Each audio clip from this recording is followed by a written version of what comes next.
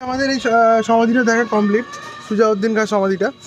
তো এরপরে আমরা কোথায় যাব সেটা আমরা ড্রাইভারকে জিজ্ঞেস করবো আমাদের। হ্যাঁ, জগৎবন্ধু ধাম। জগৎবন্ধু ধাম। তো জগৎবন্ধু ধামে যাওয়ার আগে আমরা এখানে একটুখানি দাঁড়িয়ে ডাব খেয়ে নিচ্ছিলাম, যদিও এই প্ল্যানটা দাদারই ছিল। তো এখানে নতুন করে কিছু দেখানোর নেই, তাই জাস্ট ভিডিওটা করলাম। তো এখান থেকে জগৎবন্ধু ধাম যেতে আমাদের সময় লেগেছিল অটোতে প্রায় 10 থেকে 15 মিনিট। তো চলো এবার তোমাদের সোজা নিয়ে যাবো জগৎবন্ধু ধামে।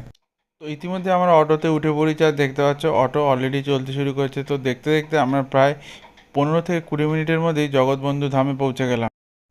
এই মন্দিরের নামকরণ হয়েছে জগৎবন্ধু সুন্দর নামে একজন বৈষ্ণব ধর্মগুরু, সমাজ সংস্কারক ও লেখকের নামে। মূলত এটা একটা হিন্দুদের মন্দির।